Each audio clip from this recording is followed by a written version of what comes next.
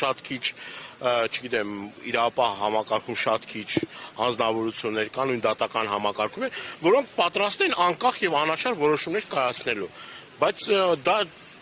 չի նշանակում, որ մենք չպետք է պայքարենք եւ այս ակցիան էլ դրա առհավատ չանա, որ մեր հասարակության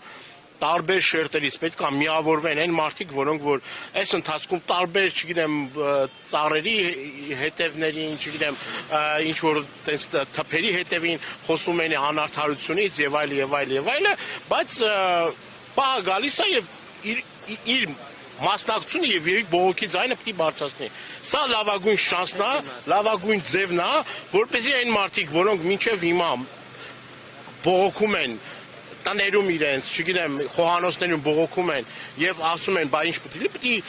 ժողովրդական ճնշումը լինի եւ պետք է հասկանա այս իշխանությունը, որ ինքը չի որոշելու մեր ժողովրդի ապագան, ինքը չի որոշելու, որ ով պետք է նստի, ով չպետք է նստի, դա իր ապա համակարգը պետք է անկախ եւ ազատ գործի, որը որ չկա Հայաստանի Հանրապետությունում։ Գործում է մեկ անձի բռնապետական ռեժիմի ուրեմն ցուցումով SMS հաղորդագրություններով կեղծ շինծու կարված քրեական գործեր։ Դուք հիշում եք, որ երբ որ Բագրատ Սրբազանի եւ նրա աջակիցներին ձերբակալեցին, ապակալանավորեցին, այդ ժամանակ արդեն իսկ խոսակցություններ, որ ձեր եւ Իշխան Սաղաթելյանի մասով եւս պետք է իրավական գործընթաց տեղ ունենան, դուք սպասում եք, որ սեպտեմբերին դատախազը պետք է մտնի խորհրդարան անձեռնությունից զրկելու պահանջով։ Ձեզ հարցաքննել են այս գործի շրջանակներում ընդհանրապես եղել է նման բան, թե չի եղել։ Հարցաքննվել է, բայց այլ մանրամասներ չեմ կարող հայտնել։ Այդ գործի շրջանակներում հարցաքննել եք։ Այո, հարցաքննվել եմ այլ վկայի կարգավիճակում, այլ մանրամասներ այս բանը չեմ կարող հայտնել։ Եվ նաև իշխանությունն ասում է Հայաստանում քաղաքբանտարկյալներ չկա, երբ որ խոսում է, ասում են, որ քաղաքական հայացքների համար չէ, որ մարդիկ կալանավորված են, մեկ օրինակ խուլիգանության, հայոյանքի, մյուսը ասում է կա օրինական դատարանի միջոցով ձեռք բերված ձայնագրություն, օրինակ խոսքը Գյումրու քաղաքապետ Վարդան Ղուկասյանի մասին է, ասում են ինչ թողենք, որ կաշառք վերցնենք։ Տեսեք, հստակ օրինակներ կան, չէ՞, եթե իշխանական, ուրեմն իշխանական համայնքապետը բեղադրվում է քրեական գործով, ինչ քրեական գործով, այդ մարդուն անգամ խափանման միջոցի փոփոխություն չի լինում, էլի։ Լավագույն դեպքում չբացակայելու արկ է։ Իսկ ընդդիմադիր գործիչների պարագայում անմիջապես այդ մարդկանց ձերբակալում են, մասկի շոուներ են կազմակերպում եւ այլ եւ այլ։ Ինչ վերաբերվում է ազատ խոսքին, գիտեք ինչ, Հայաստանում արդեն մարդը ազատ խոսելու համար պետք է նոր քրեականացնեն ազատ խոսքի եւ խոսալու համար մարդկանց ազատ խոսքի եւ ընդդիմադիր լինելը քրեականացնեն։ Տեսեք, նույն իշխող կուսակցության տարբեր падգամավորներ ինչ բառապաշար են օգտագործում։ Իրենց թիմի անդամներ, իրենց աջակիցներ, ինչ ես կարող եմ տասնյակ օրինակներ գտնեմ, թե ոնց են ասում, որ ուղիղ գյուլենք այդ մարդկանց։ Իրենք ուղիղ եթերում իրենց աջակիցները, որ գնում են տարբեր եկեղեցիներ փղծում, այդ մարդիկ ուղիղ եթերում բռնության կոչ են անում, բռնության կոչ են անում արցախցիների նկատմամբ։ Միջ ուրեմն ներազգային պարակտում են մտցնում մեր հանրության դաշտում։ Աչք են ընկնում իրենց լեզու կտրել, ականջ կտրել, վիզ կտրել, էլ ինչ ասես, հայոյանքը առաջացել է իրենց բառապաշարն է։ 18 թվականից հետո Հայաստանի Հանրապետության քաղաքականության մեջ նոր մշակույթ է առաջացել հայոյանքի եւ այդ հայոյանքի, այսպես ասած, սկիզբը եւ պատճառն ու մեղավոր իրենք են, որովհետեւ իրենք կարծում են, որ կարան մարդկանց վիրավորել, ինչ ասես ասել, եթե մարդը հակադարձում է դրան, ուրեմն պետք է անպայման ԱԱՑ դիմակավորված անձիկ տանեն ու այդ մարդուն, չգիտեմ,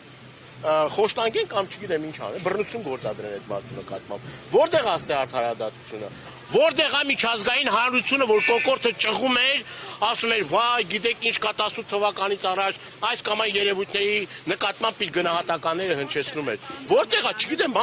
ման են գալի, որ գտնեք։ Ամսի 26-ին